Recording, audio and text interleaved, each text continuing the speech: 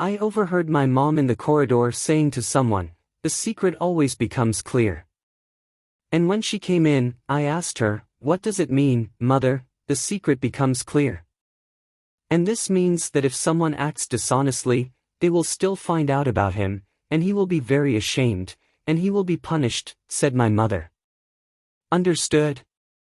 Go to sleep." I flossed, went to bed, but didn't sleep, and the entire time I wondered, how does the secret become plainly obvious? I was up in the morning, my dad was already at work, and my mother and I were the only ones awake. I had been awake for a very long time.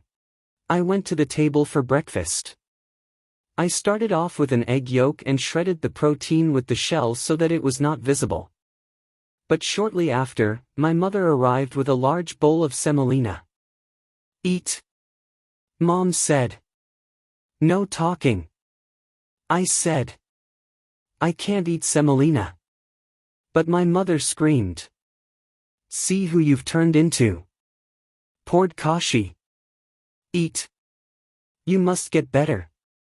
I said. "It makes me sick. I won't eat it."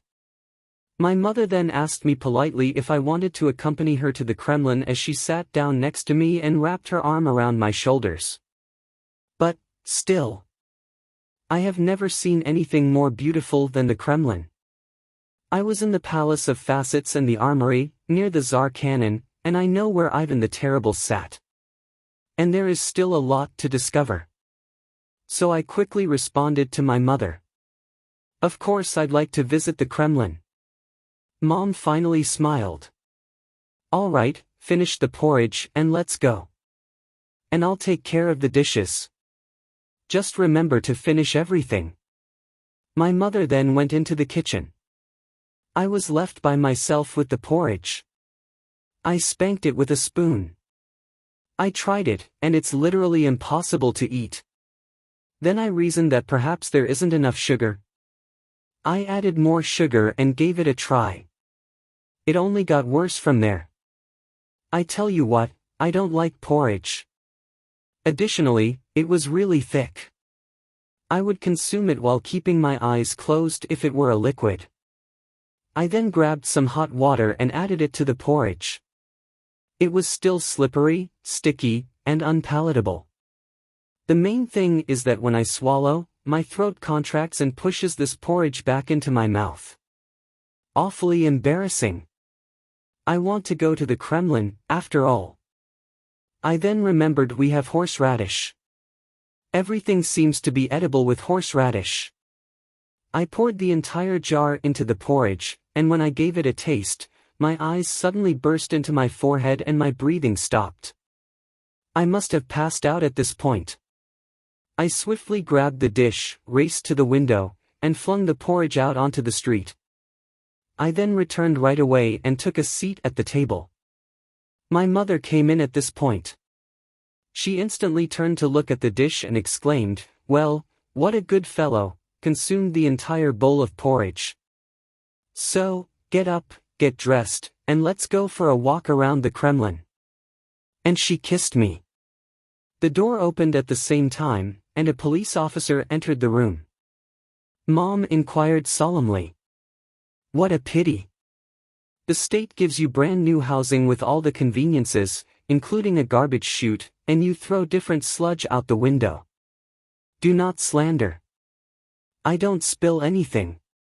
"You didn't spill it, you say?" The policeman made a mocking laugh. He then shouted, "The victim," as he flung open the door to the hallway. Then some uncle came to see us. I knew as soon as I turned to face him that I was not going to the Kremlin. This man was wearing a hat. And on the hat is our porridge. It was in the middle of the hat, a bit around the margins where the ribbon is, a little behind the collar, on the shoulders, and on the left trouser leg. The moment he walked in, he started mumbling.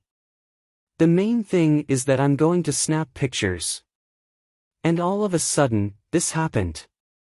Porridge. Semolina.